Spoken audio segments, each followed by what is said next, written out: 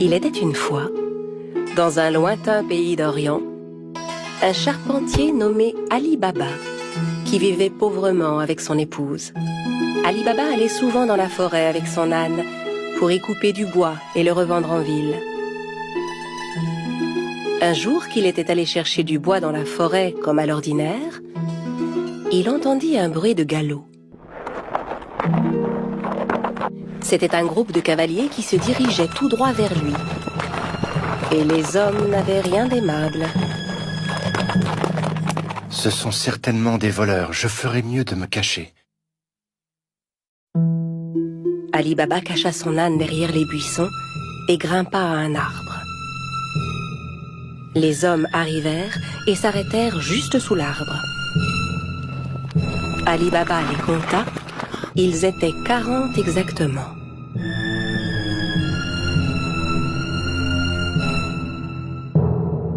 Les hommes déchargèrent les lourds sacs que portaient leurs chevaux. Et Ali Baba comprit alors que ces hommes étaient bien des voleurs. Le chef de la bande se dirigea vers un énorme rocher devant lequel il se mit à crier. Sésame, ouvre-toi! Soudain, il se passa une chose incroyable. Le gros rocher glissa sur le côté comme une porte coulissante, laissant apparaître une grotte. Les voleurs entrèrent un par un en portant leurs gros sacs. Quand le dernier fut entré, la porte se referma automatiquement. Ali Baba était médusé par ce qu'il voyait. Au bout de quelques instants, le rocher s'ouvrit à nouveau et les voleurs ressortirent de la grotte. Quand le dernier fut dehors, le chef se tourna vers la porte et ordonna « Sésame, ferme-toi !» Le gros rocher se referma aussitôt et les cavaliers se remirent en selle et s'éloignèrent. Ali Baba descendit de son arbre et s'approcha à son tour du rocher. Il lança les mots qu'il avait entendus. Sésame, ouvre-toi! La porte s'ouvrit dans un grand bruit. Ali Baba entra d'un pas hésitant. Il fut ébloui de ce qu'il vit. La grotte était remplie d'or, d'argent, d'étoffes rares, de diamants et de pierres précieuses.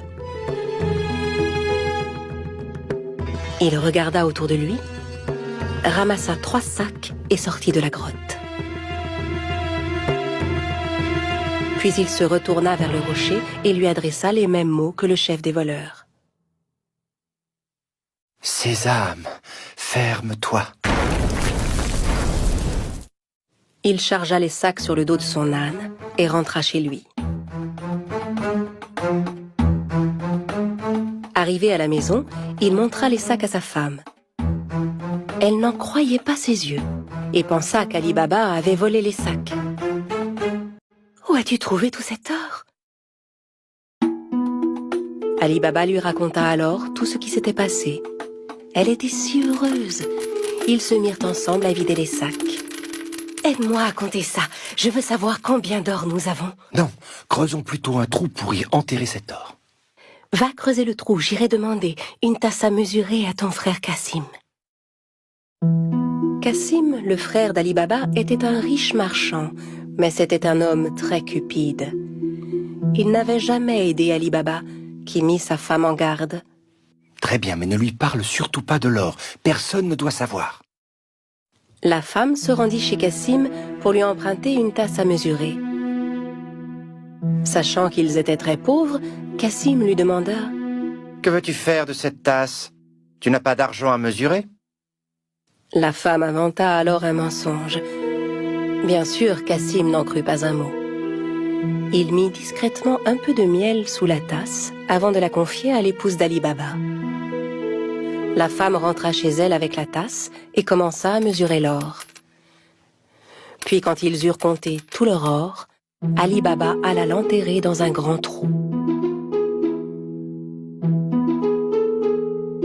Quand tout l'or fut bien enterré, la femme d'Ali Baba rapporta la tasse chez son beau-frère. Elle n'avait pas remarqué que de l'or était resté collé sous la tasse. Quand Cassim reprit la tasse, il vérifia aussitôt dessous. En voyant que de l'or y était collé, il fut stupéfait.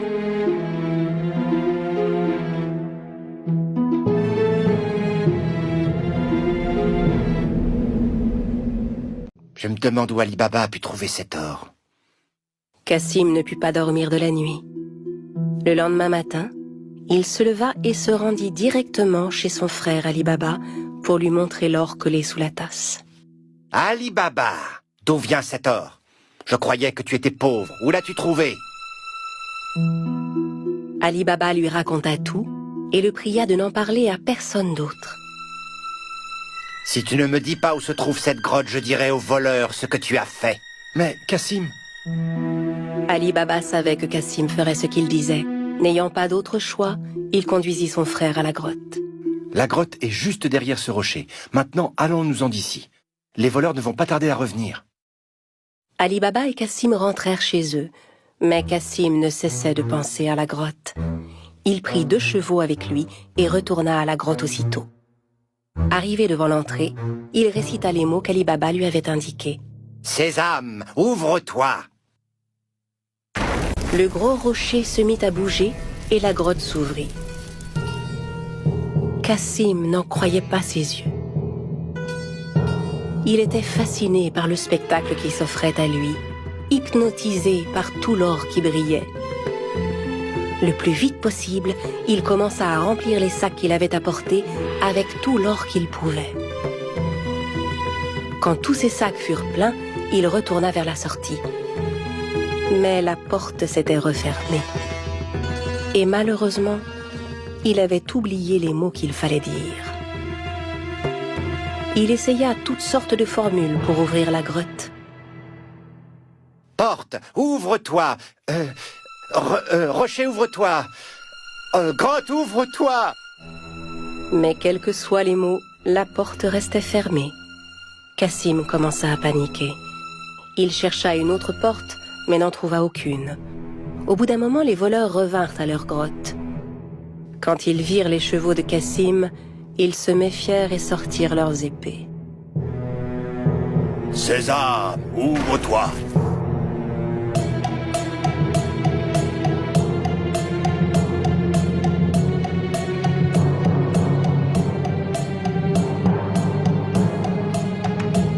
En entrant dans la grotte, les voleurs s'emparèrent de Cassim et le punirent sur le champ. « Alors c'est donc lui le voleur qui nous a volé notre or » À la nuit tombée, ne voyant pas revenir Cassim, sa femme commença à s'inquiéter. Elle courut chez Ali Baba pour lui demander son aide. Ali Baba aussi était inquiet pour son frère. Il retourna à la grotte et vit les 2 chevaux qui attendaient devant la porte. Il comprit alors que son frère était à l'intérieur et qu'il s'était fait tuer par les voleurs. Il retourna voir sa belle-sœur et lui raconta tout. Ensemble, ils décidèrent de n'en parler à personne. Au bout de quelque temps, Ali Baba et son épouse vinrent s'installer dans la maison de Cassim. Ils s'occupaient de son commerce et aidaient à le faire prospérer. Leur fortune ne cessait de croître. Dans le même temps, le chef des voleurs se rendait compte que l'or caché dans sa grotte ne cessait de diminuer de jour en jour. Il ordonna donc à l'un de ses hommes de vérifier s'il ne voyait rien de suspect. « Va en ville, cherche s'il n'y a pas quelqu'un qui serait devenu soudainement riche et dépensier depuis quelque temps. » En se promenant dans les rues du marché, l'homme vit Ali Baba qui payait ses achats avec de l'or. Il le suivit jusque chez lui. Quand Ali Baba entra dans la maison, le voleur marqua sa porte. À la nuit tombée, la femme de Cassim sortit pour donner de l'eau fraîche aux animaux. C'est alors qu'elle remarqua la marque qui était sur sa porte. Elle comprit que la marque n'annonçait rien de bon. Elle prit un pot de peinture et marqua toutes les portes du voisinage. Au petit matin, les 40 voleurs arrivèrent pour retrouver la maison d'Ali Baba. Incapable de distinguer la maison parmi toutes celles qui portaient des marques, Ils furent contraints de repartir. Mais le chef était bien décidé à retrouver Ali Baba. Il se déguisa et alla rôder du côté du marché. Il finit par retrouver Ali Baba et le suivit jusque chez lui. Quand il frappa à la porte, Ali Baba vint lui ouvrir. « J'ai fait un long voyage. J'ai rapporté des jarres d'huile d'olive. On dit que vous êtes le marchand le plus riche de la région. Peut-être voudriez-vous en acheter ?» Ali Baba invita le chef des voleurs à venir dîner le soir même, pensant avoir affaire à un marchand.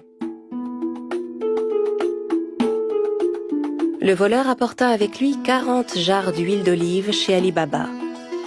Ali Baba avait demandé à ses servants de préparer un bon dîner pour son hôte. Ali Baba proposa à son invité de passer la nuit chez lui, ce que, bien sûr, il accepta sans hésiter. Tandis qu'Ali Baba et le voleur étaient attablés pour dîner, la femme de Cassim voulut s'approcher des jarres d'huile d'olive pour voir. C'est alors qu'elle entendit des bruits étranges. « On sort maintenant ?»« Non, pas encore. » En entendant que c'étaient les voleurs qui étaient dans les jarres et non pas l'huile, elle comprit que c'était un piège. Elle alla aussitôt à la cuisine pour faire bouillir de l'huile. Puis elle revint verser de l'huile bouillante dans chacune des jarres. Les voleurs ébouillantés s'efforçaient de garder le silence.